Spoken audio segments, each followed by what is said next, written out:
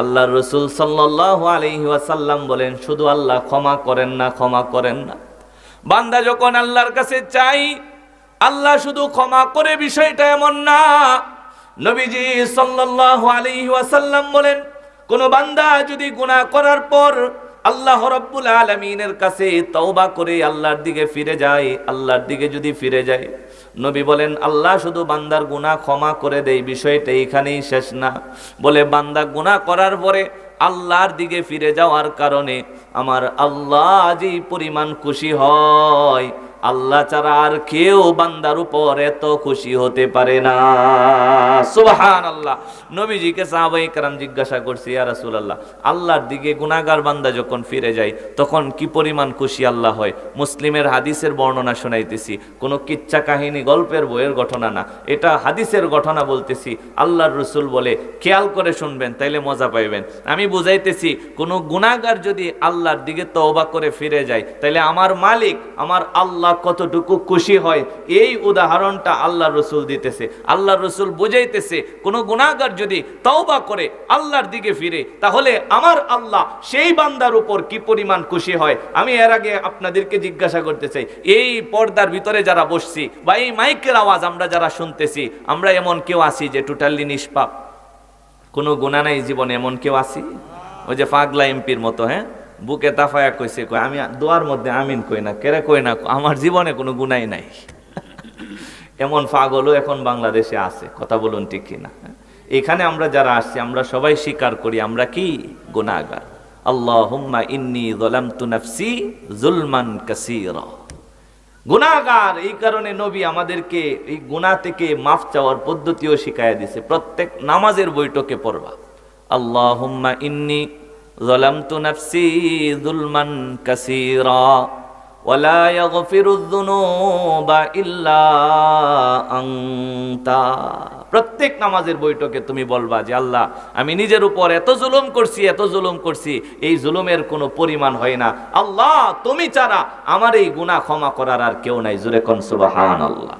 আমি যেটা বলতেছিলাম, এখানে আমরা যারা আছি সবাই কি গুনাহগার? সবাই বলেন, সবাই কি গুনাহগার? এই সমস্ত গুনাহগাররা যদি গুনাহ ছাইরে দিয়া আল্লাহর দিকে ফিরে যায়, ইনাবাত ইলাল্লাহ হয়, নবী বলছে আমার আল্লাহ কতটুকু খুশি হয় জানোনি? সাহাবায়ে কেরাম বলছে, ইয়া রাসূলুল্লাহ, কত্তানি খুশি হয়। আল্লাহ আবদি ওয়া আনা রব্বুক, ডাক দিছে আল্লাহরে ডাক দিয়া বলতেছে, আল্লাহ তুমি হইলা আমার গোলাম আর আমি হইলাম তোমার আল্লাহ, তুমি হইলা আমার বান্দা আর আমি হইলাম তোমার রব। বলেন তো এই কথাটা কি কারণে বলছি? আল্লাহর রাসূল বলেন কথাটা তার দিল থেকে আসে নাই।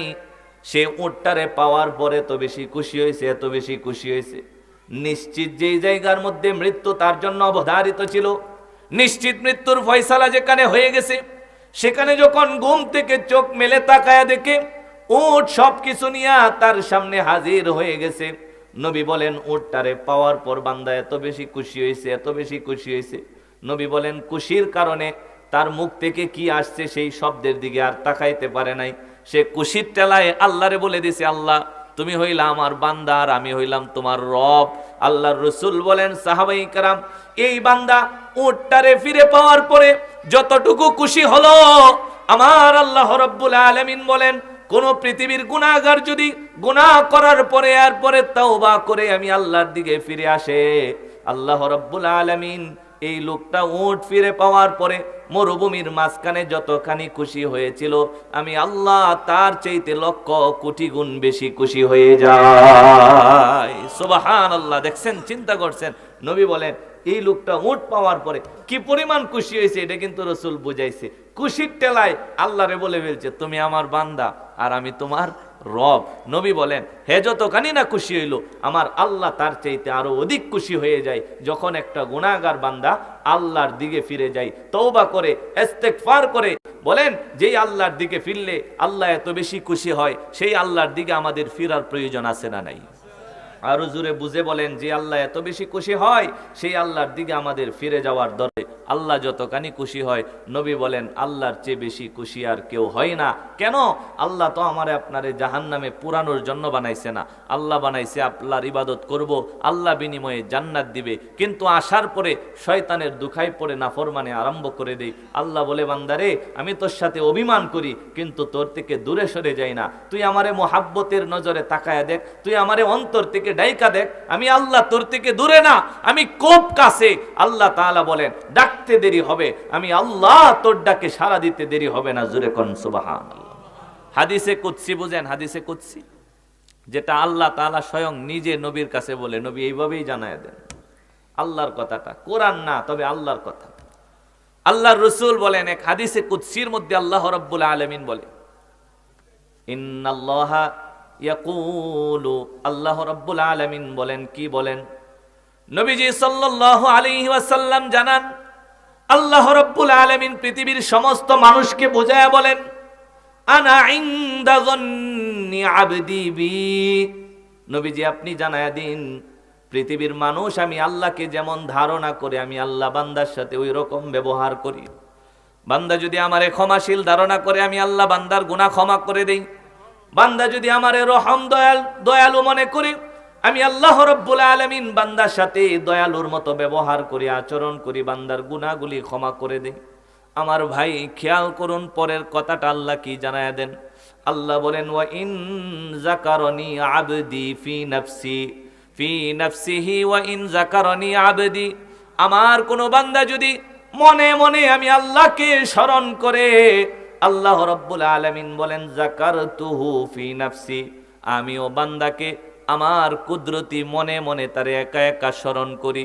আল্লাহ বলেন ওয়া ইন যাকারানি আবদি ফি মালাইন, কোন একটা বড় মজলিসের মধ্যে বসে যদি আমার বান্দা আমারে স্মরণ করে, আল্লাহ বলেন যাকারতুহু ফি মালাইন খায়রিম মিনহুম, আমিও বান্দাকে একটা বিশাল মজলিসের মধ্যে তাকে স্মরণ করি। আল্লাহ বলেন আমার মজলিসটা দুনিয়ায় তার মজলিসের চাইতে কোটি গুণ দামি। সুবহানাল্লাহ। আল্লাহ বলেন আমারে যদি বান্দা মনে করে আমিও বান্দাকে মনে করি, যদি সে আমাকে মনে মনে একা একা স্মরণ করে, আল্লাহ বলেন আমিও আমার কুদরতি মনে মনে তারে স্মরণ করি।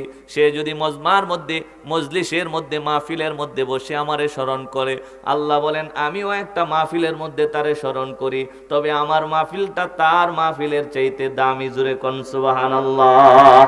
এরপরে আল্লাহ রাব্বুল আলামিন বলে শুধুমাত্র স্মরণ করে না, বান্দা যদি আমাকে স্মরণ করে এরপরে আমার দিকে বান্দা আগায় আসতে থাকে, ওয়া ইন তাকাররাবা ইলাইয়া বিশিবরিন, আল্লাহ বলেন কোন বান্দা যদি আমার দিকে এক বিগত জায়গা আগায় আসে, কয় বিগত? এক বিগত জায়গা যদি আগায় আসে, আল্লাহ রাব্বুল আলামিন বলেন তাকাররাবতু ইলাইহি জিরাআন, আমি আল্লাহ ওই বান্দার দিকে এক হাত জায়গা আগায়া যাই। সুবহানাল্লাহ। আল্লাহর দিকে কয় বিগত? এক বিগত আগাইলে আল্লাহ আমার আপনার দিকে কতটুকু আগায় আসে? এক হাত সম পরিমাণ আগায় আসে।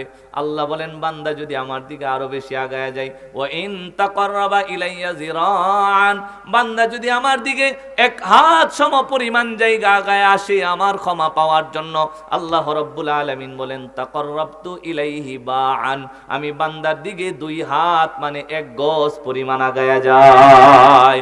আল্লাহ বলেন তুমি আমার দিকে এক বিগত আসবা, আমি তোমার দিকে এক হাত চলে যাব, তুমি আমার দিকে এক হাত আসবা, আমি তোমার দিকে দুই হাত সম পরিমাণ জায়গা চলে যাব। এরপরে আল্লাহ রাব্বুল আলামিন বলে বান্দা যদি আমার দিকে ওয়া ইন আতানি ইয়ামশি, বান্দা যদি আমার দিকে হাঁটতে হাঁটতে চলে আসে, আল্লাহ বলেন আমি বান্দার দিকে কুদরতি ভাবে দৌড়াইতে থাকি। আল্লাহু আকবার। এই কারণে আল্লাহ রাব্বুল আলামিন বলতেছিলেন ও রাসূল গুনাহগারদেরকে জানায়া দিন, গুনাহ করার কারণে আমি আল্লাহ রাব্বুল আলামিন অভিমান করি কিন্তু বান্দার থেকে দূরে সরে যাই না। বান্দা যদি তওবা করে খাঁটি দিলে আমি আল্লাহকে রব বলে মেনে নেই, আর যদি মোহাব্বতের সাথে ক্ষমা পাওয়ার জন্য আমাকে ডাকা আরম্ভ করে, আমি আল্লাহ রাব্বুল আলামিন বান্দাকে আর অভিমান করে থাকতে পারি না, আমি তারে আমার রহমতের কুলের মধ্যে উঠায় নেই, তার জিন্দেগীর সমস্ত গুনাহগুলি আমি মাফ করে দেই। কেন মাফ করি? কারণ ইন্নাল্লাহা হুয়াল গফুরুর রহিম, রহিম। আপনি জানায়া দিন আমার আল্লাহ হলো ক্ষমাশীল, আমার আল্লাহ হলো দয়ালু। জুরে কোন সুবহানাল্লাহ।